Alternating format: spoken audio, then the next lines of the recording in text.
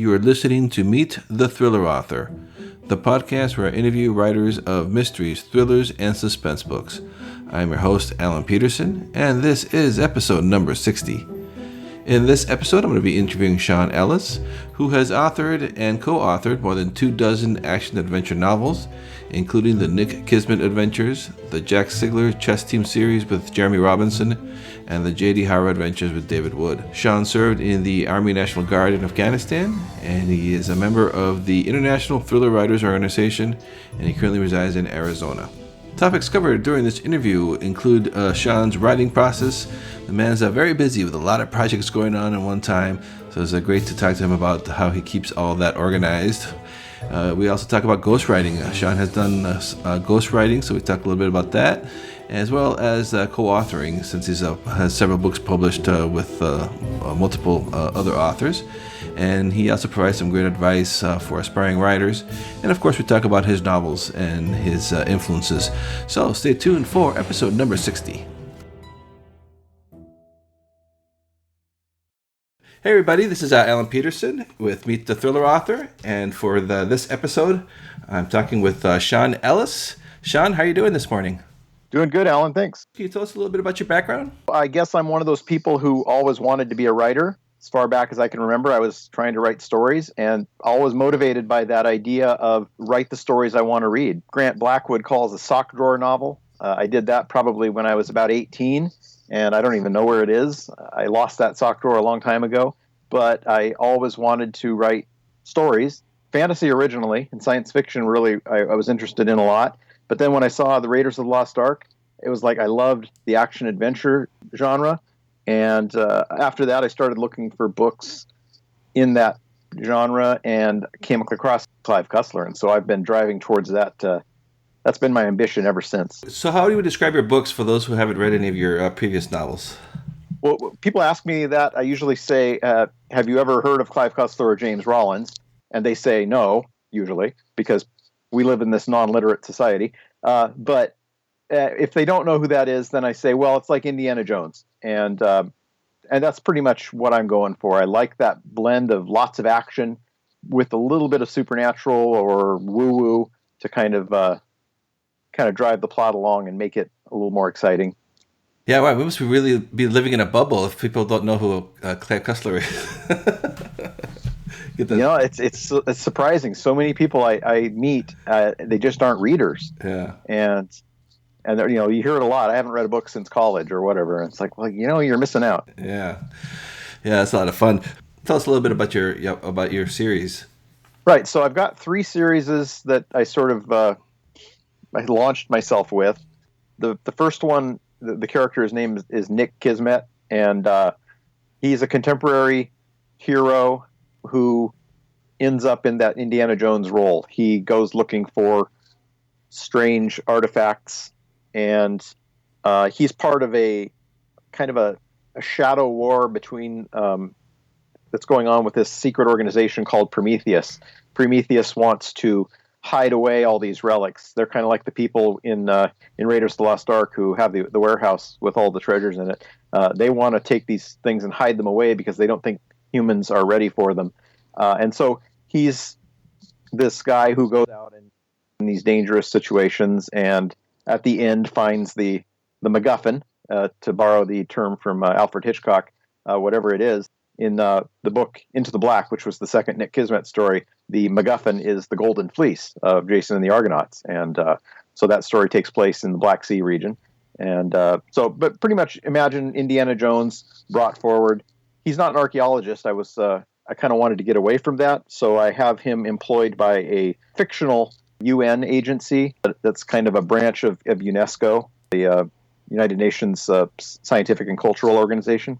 And so he goes around to try to make sure that archaeologists and so forth are conforming to the law and not stealing heritage goods and treasures. But that's kind of just to facilitate his involvement in the story. I needed him to have a job to be something other than an archaeologist because I feel like that's been done to death. So that's the Nick Kismet stories, and there's 3 of them, 3 novels and a kind of a novella. Then the second one I developed was kind of inspired by the Doc Savage pulp novels. Oh yeah, I From love the those. 1930s, and it's the original title of the story was Falcon's Flight, and that's because in the story there's this Doc Savage type character named Captain Falcon who has gone missing, and my hero, my protagonist Dodge Dalton, who's a newspaper writer, goes looking for him and ends up kind of there's a passing of the torch, and I wasn't really satisfied with Falcon's Flight as a title, but I couldn't think of anything else, and this was back, I think, 2007. About that time, there was the incident with the balloon boy. I don't know if you remember that. Mm-hmm. His name was Falcon. And I was like, okay, I cannot use Falcon's Flight because people are going to think it's Balloon Boy. So I came up with the rather elaborate title, The Adventures of Dodge Dalton, that's the hero, in the Shadow of Falcon's Wings. And I loved it because I loved those big titles like Indiana Jones and the Temple of Doom or Buckaroo Banzai Across the Eighth Dimension. But I think readers kind of found it a bit confusing. So we shortened the title with the re-release to just In the Shadow of Falcon's Wings. But there's 4 books in that series. They're set in the 1930s, what I call the golden age of adventure. And they're very much sort of a retro sci-fi adventure stories, a little bit over the top. But I love the story, but it just hasn't really caught on with readers. And then my third series, which I'm now work on the third and probably the concluding book in a trilogy, is sort of my take on the Tomb Raider mythos. With it's called the Dark Trinity or the Mira Raiden Adventures.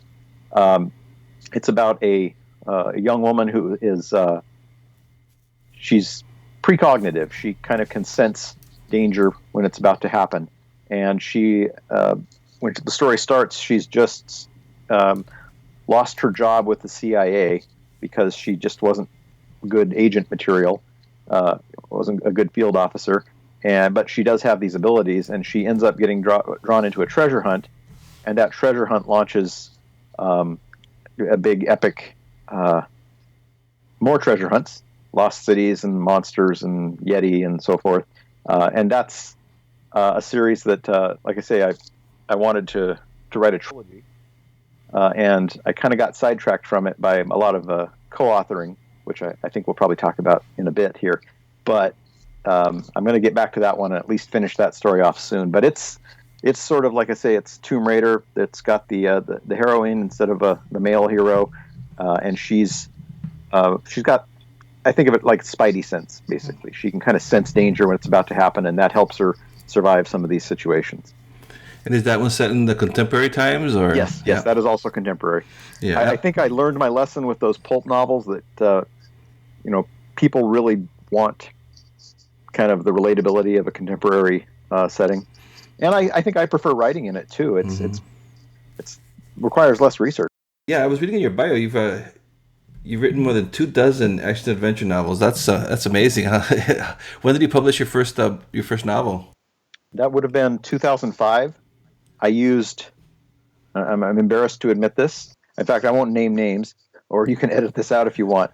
I will name names then. I used Publish America to go with my first novel it wasn't the first novel I wrote, but the first one I tried that self-publishing option, and that was Magic Mirror, and that was in 2005. I actually had written the Nick Kismet novels before that and had an agent, and we were looking for publishers, and we just didn't find success with it, and I wrote Magic Mirror, which is a standalone title. I wanted to make a series out of it, but my agent really didn't care for it. He just wasn't enthusiastic about it at all.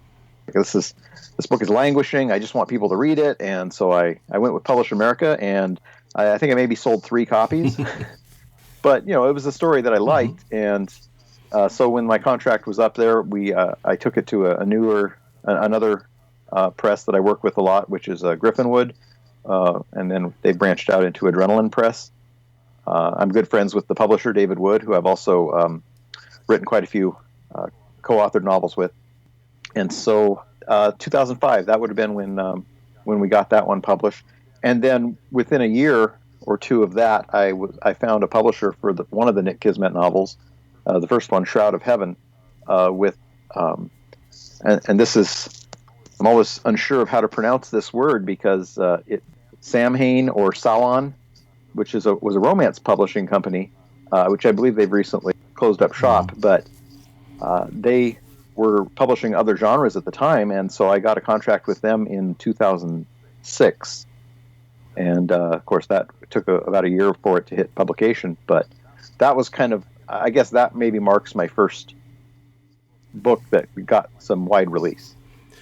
And so now you're like, are you publishing on your own and then also with publishers? You're kind of like, what is it, hybrid? I think that's the new term for it. I keep hearing it, so I'm like, oh, hybrid. So I think I don't consider myself self-published because I never was comfortable with the parts of the publishing that, the editing, the cover design, the distribution. I never felt like I wanted to tackle those things, and so I was always looking for small press. And I sort of fell into it. I tried the conventional route with an agent, and I was represented by an agent for several years, and it just sort of never took off. And I got really frustrated, and I started looking for small press options, still not wanting to try my hand at self-publishing. And this was back even in the early days of Lulu and Amazon just kind of starting to open up Kindle publishing. So I made connections with people like David, and David had been very successful with his own books. In fact, David and I have been friends since the early 2000s because we both sort of we hung out in the same internet groups, chat groups, and so forth, and so we knew each other. And he made he made all the right moves and found success with indie publishing. Launched his own publishing house, and I eventually convinced him to let me or to publish my books, and I'd give him most of the money, and it worked out. And then, but even at that, I mean, the real success for me came with teaming up with other authors, and that's what happened pretty much right about the time the first of those Nick Kismet books came out, is that I started networking. And have I strayed from the question? What was the question? No, that was good. Hybrid author. No, that's good. Hybrid, yeah. And so I'm still, my goal is still to find that mainstream success. I mean, I'd say I've kind of gotten a little bit sidetracked by a lot of the collaboration I've done, because most of those books are I already know how they're going to get published. Whether it's with Jeremy Robinson or David Wood, I know where that publishing is going to happen. So I'm not looking and so forth. But as I'm trying now to take control of my career and get back into writing my own novels, that's something I'm definitely going to strive for. I'm going to try to find an agent to represent me. I'm going to find, and the pitch and everything to try to go that mainstream. Because, I want to be a hybrid author. I want to have success across all these platforms. I guess I'll think of the independent publishing as the fallback, because I want these stories to be read, and I've got enough of an audience that I would still get some good distribution. But I think there's a real, what's that word? There's just a cachet. There's that bragging rights, when you tell somebody you're an author and they're like, "Oh, well, have I seen your book in bookstores?" And I'm like, "Yeah, no." You can order it from bookstores, but I want to be, I want to have that book, and even in the supermarkets, where they only have the bestsellers list. That's always the dream. So now with a co-author, that's so interesting to me. So can you explain a little bit about that process? So you said you already knew David Wood from before you started to collaborate with him. Co-authoring really started working with Jeremy Robinson rather than with David. Jeremy, somebody I reached out to because of the similarity in our in the genre. He was writing the Jack Sigler chess team novels, which are about a team of Delta Force commandos who end up fighting monsters and thwarting scientists and bad guys with plots to wreck the world. And because of he tends to favor a little more of the science fiction and monster elements, but it was similar enough that I reached out to him for for a blurb for one of my early books, and that led to a friendship and eventually to a partnership where he wanted to develop some novellas based on the characters in those stories. And so he gave me a chance. And once I got my teeth into it, I really just started coming up with other ideas. And so one novella led to three, and then I convinced him to let me team up with him for a couple more of the chess team novels. And so we wrote the origin story for the chess team, which was called Prime. And then after that, a couple more in the series. We also did a standalone, which I'm really proud of. It's called Flood Rising.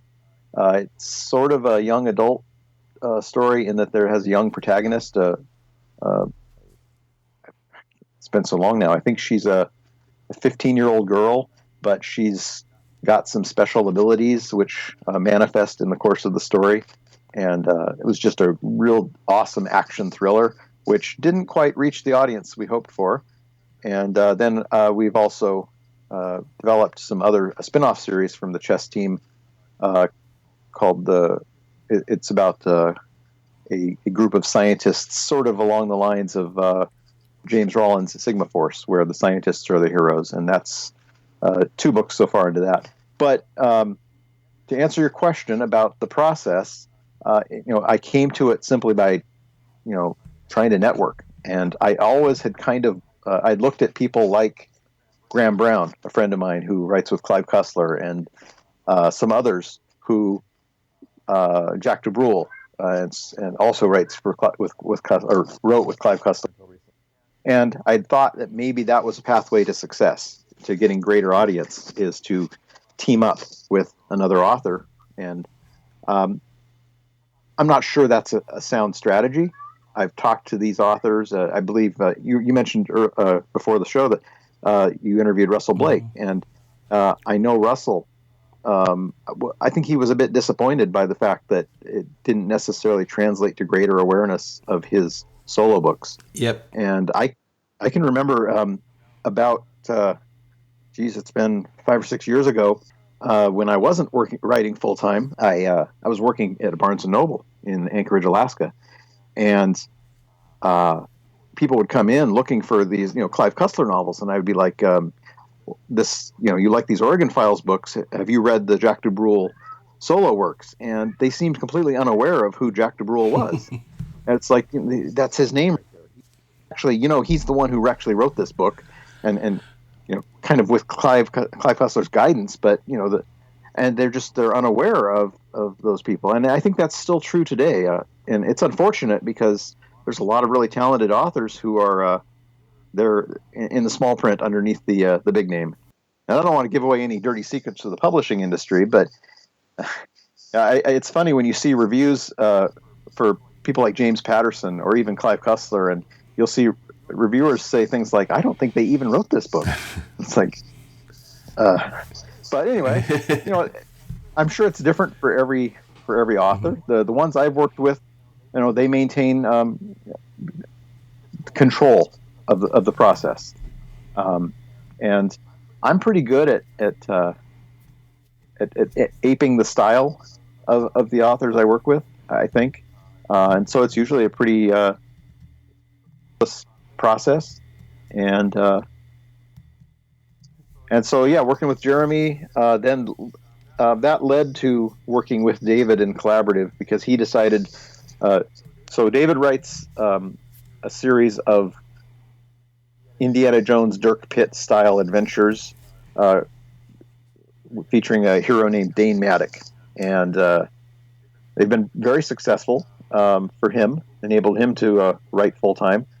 And in I want to say it's been 3 or 4 years ago, he decided to do a collaborative origin series for his characters. So the heroes of his story, Dane Maddock and his sidekick Bonebreak, are former Navy SEALs turned treasure hunters. So he decided he wanted to write an origin series about these two characters and their adventures before they became treasure hunters in the SEALs. And when he decided he wanted to do that, he opened it up to some other authors. And I said, sure, I'll do it. And it really turned into probably that book that I wrote with him in the Origin series. It was called Hellship. Was the first book I ever wrote to sell more than 10,000 copies. And it kind of made me realize that, if I want to write for a living, I need to do things like this more often. And that led to me teaming up both with, of course, continuing the collaborations with Jeremy and, of course, with David. And David and I have since spun off a couple series from his Dane Matic books. One of them is the Jade Ihara series. Jade Ihara is she's a Tomb Raider. She's a half Hawaiian, half Japanese archaeologist who was Dane Matic's girlfriend in one of the early novels, and now she's his ex-girlfriend. And she's goal with her series is to make her a little more vulnerable than, say, the Tomb Raider. She's not always guns blazing. She's not even always very likable. At first, a lot of people thought she was bitchy, and so I've tried to kind of, present that in an authentic way as much as possible, and yet making her, with each book, she comes into her own a little bit more. And we just released the third book in that series last month. Then the other one we spun off from his Dane Matic universe are the Myrmidons. The Myrmidons are a CIA task force who it's more of a team approach. And my goal with that was to kind of get more into historical mysteries, a little more in the Steve Berry vein. And so they saved the day. Doing that has kept me busy and also kept me with a roof overhead. Yeah, and how does that work with so many different projects? Do you work one project at a time, or are you writing in a couple different worlds at the same time? Process has evolved for me. Generally tends to be kind of singular in my focus. I can only think about one story at a time. Earlier this year, as an experiment, I tried to set a goal for writing about 30 minutes in a different project just to get me started. And I found that I was able to develop, get a good 400 to 600 words out and then and want to write more. Whereas then I would stop from that project and I'd go to the main project I was working on, and I might spend, hours trying to get 2,000 words. And so I think I'm going to start doing that more often, working on simultaneous projects, one being sort of a warm-up just to get a few words on the screen, and then the other one that I'll actually focus on and sort of set a deadline for myself. But it's always evolving. I'm trying new things. And do you outline these stories pretty comprehensively, or are you kind of just start typing the story? I'm an outliner, but not as extensive as some I've heard about. I've heard about some of these authors who write, outlines that are almost as long as the novel. I generally start with page outline. It's a chapter by chapter outline. I'm not completely tied to it, and it does. There's lots of room for variation and things change. But what I'll do, my process is that I'll write that outline, and then I'll start writing the novel above the outline in the same document. And so I keep all my notes, everything in that one document. And then as I finish a chapter, I'll delete that from the outline. And that's been working for me. I started doing that last year, and I think that's my new go-to technique. And you use a Word? Yes. I've tried Scrivener, and when I was a cheapskate, I think I wrote a couple books in Works, and even used I had the free edition of what's it called now? Open source. Oh, Open Office. Yeah. But just the functionality of Word and the fact that so many publishers, it's the easiest thing for them to take. So there's that, and I experimented a little with Google Docs just for the sharing, and I still came back to Word. Yeah. So I think I'm definitely I'm there with Word. And now we talked a little bit before I hit the record button about you've also done some ghostwriting.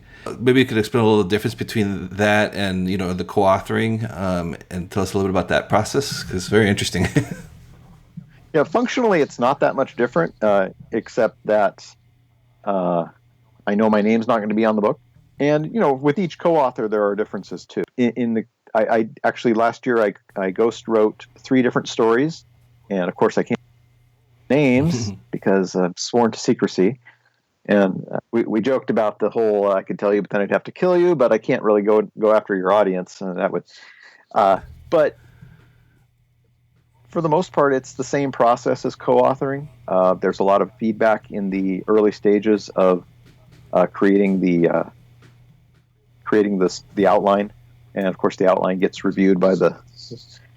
I'll tell you this: the contract that I signed for one of these, it differentiated the author and the writer. So the author was the name that's on the book, and I am the writer. And so that's helpful to think about it in terms of that's how this ghostwriting thing works. The author is the person whose name is on the book. And most of these, I think, books you see written by celebrities, they're the author. But there's a writer, and that's the ghostwriter. That's the person who actually strung the words together.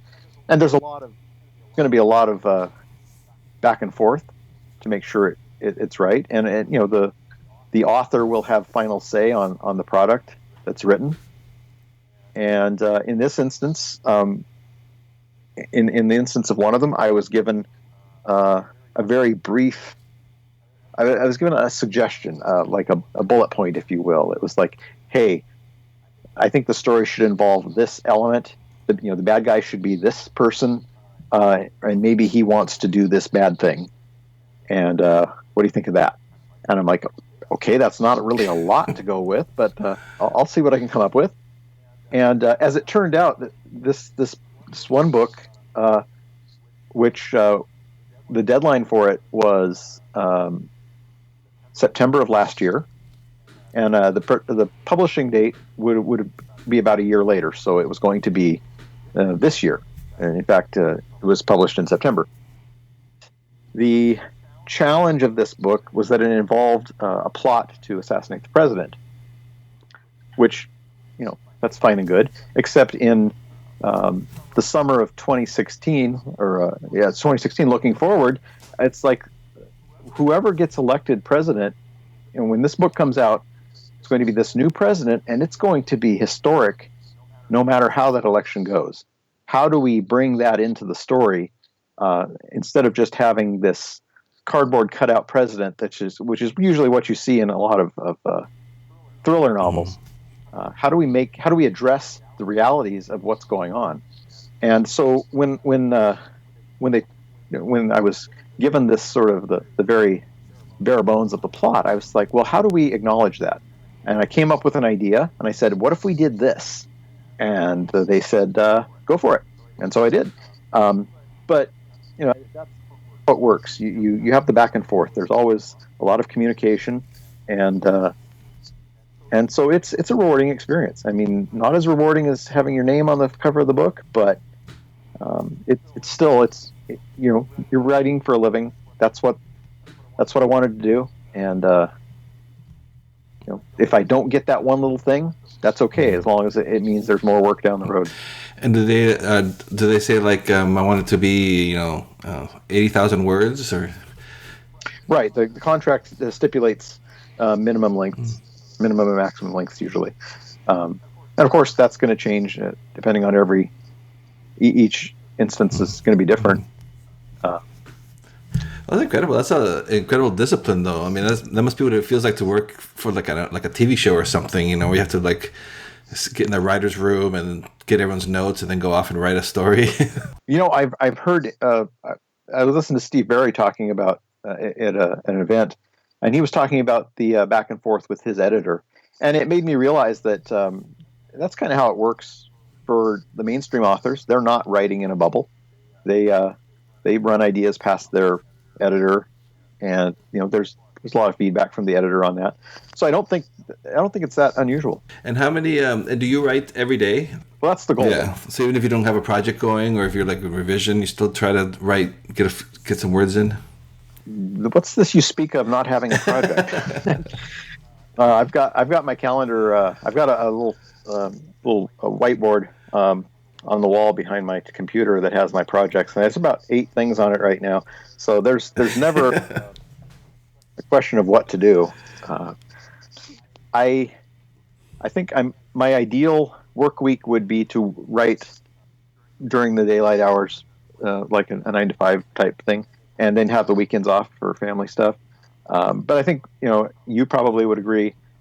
Even when you're not writing, you're still working because you're running ideas through your head. You're coming up with solutions to the corner you painted yourself into, and so you're never not working. As far as writing every day, I'm not keeping very good to the weekend thing, but I generally try to get some writing done every day. Now that is really cool. We talked a little bit before we were getting the date scheduled for the interview, and you mentioned that you were in the Army National Guard, which I was also in the Army National Guard, but you went in your 30s, and I was like, wow, I was 19 and I struggled at boot camp. Tell us a little bit about that and what led you to joining the National Guard in your 30s.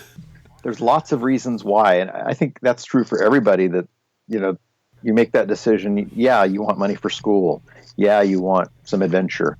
And for me, I had already written a couple books, and my books were in this thriller genre, and lots of heroes have military backgrounds, and I'm like, I really kind of want to know what that's like. So that was a part of it too.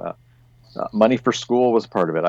I for whatever reason, I kind of got a late start in things like that. I realized, as I was in my 30s, that I was doing these horrible jobs that weren't really getting me anywhere. It's like I really should have gone to college, and I had reasons for not going to college when I was young, and those were really stupid reasons. I wish I'd done that, and I'm like, you know what? Maybe it's not too late. So, I kind of had all these reasons why that sounded like a good idea, and so I went for it, and very quickly it was like I've made a horrible mistake.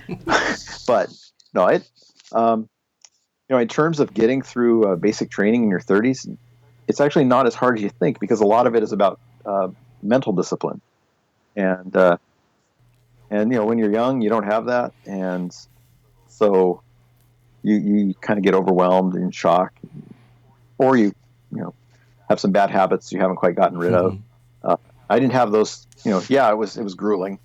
The worst part of it is family separation, and that's why it's easier for the young men, I think, who don't have children. I had 2 sons, and leaving the family behind to go through that for through several months, and then of course deployments.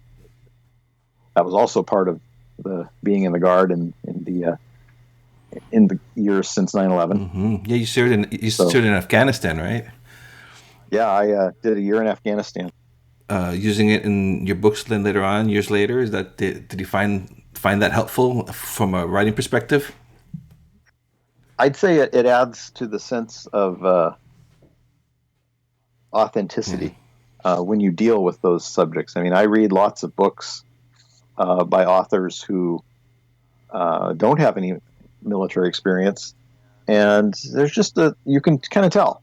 I can remember there's little things like you'll be reading and people are saluting, and this is some very bestseller authors. They'll write characters and salutes indoors and so forth. I'm like, you don't do that, and so things like that, and also kind of how the military operates. I mean, one of the things that's always kind of troubled me, and I was even talking to a friend about this earlier, is how everywhere you turn in movies, in thriller novels, it's always like every hero has to be a former Navy SEAL or former Special Forces. And I'm like, if you're inside the military, you realize that the training that the Special Forces get and the training that the average infantry grunt gets is the same training. The difference is the level of intensity. That's just, it would be completely plausible to have a hero who, for example, Nick Kismet, one of my series is, I decided to make him former Army intelligence, and my reasons for that. And he was actually, his origin story was that he was going through, ROTC to pay for college in the first Iraq War, because I wrote this back right as I wrote it in 2003. So right as the current Iraq War, or I guess the last Iraq War, was just heating up. But his origin then flipped back 10 years earlier to the first Gulf War, and he was in an ROTC program. He gift of languages and in Army Intel, and then gets called up to the war, and there's a mission that goes badly, and so that was his origin. And to me, that was more compelling than if he had been a Green Beret, deadly trained killer. And I think that's what I kind of liked to bring into stories going forward, is that sort of a hero who's a little more accessible, that isn't always former this or that, former special forces. And the training that the average soldier, Marine, whatever receives is enough to equip them to be a good action hero.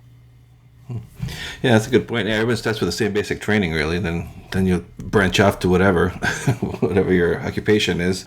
So what are you working on now? So you said you're going back to your solo stuff. Is that what do you have planned for the next year or so? you got 8 projects on that board. See. Yeah. So top of my list is to write the third and final book in my trilogy with the Mira Raiden.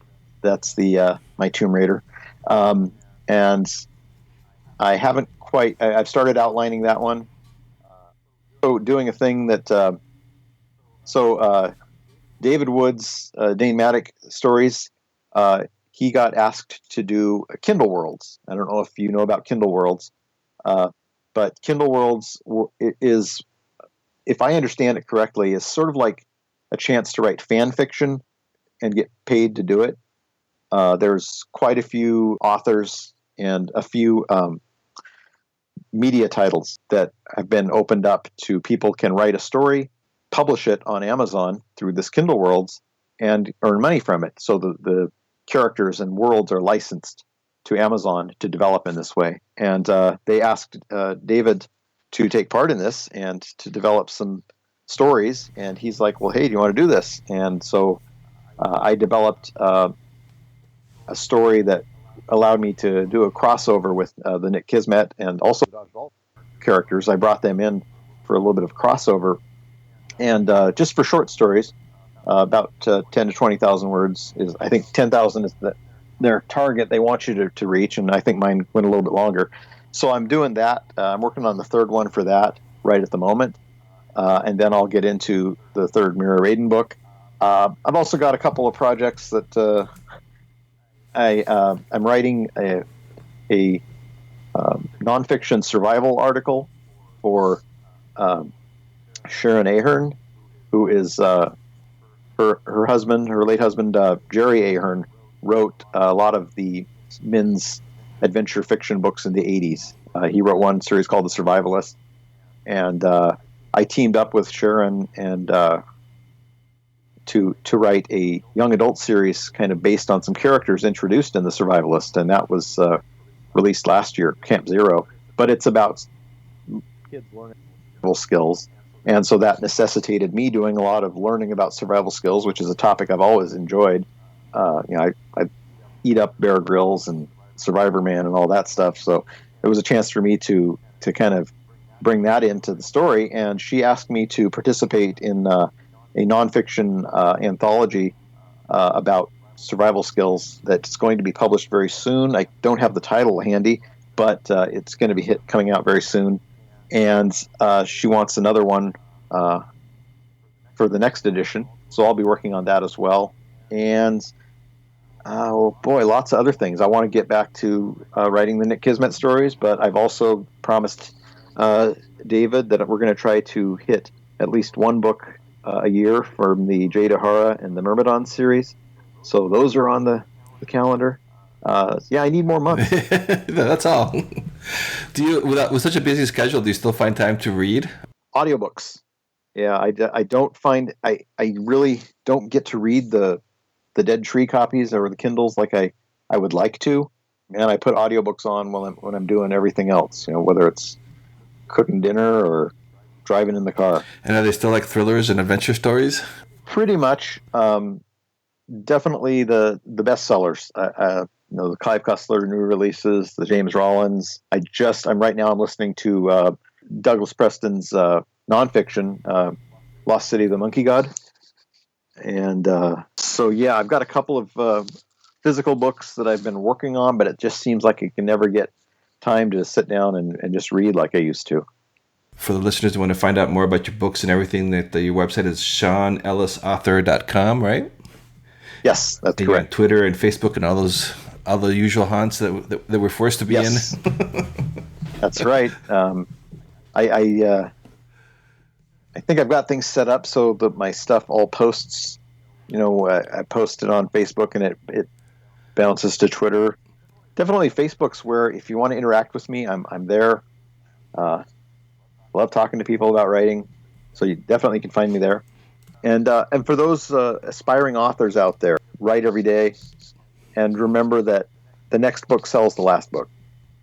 So, don't think you're done once you've finished writing. Keep writing. Yep, that's good advice. All right, Sean, thank you very much for being on the podcast. Really appreciate it. Thank you for having me. Thank you for listening to this episode of Meet the Thriller Author.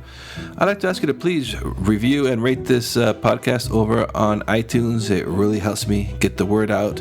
If you take a few seconds of your time to do that, it would be much appreciated. You can also visit my website at thrillingreads.com/podcast for show notes on this episode, as well as information about the podcast in general.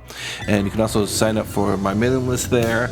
You'll be getting special offers from our guests, as well as information, behind-the-scenes information on the podcast.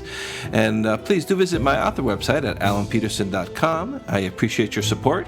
And so until next episode, I will talk to you then.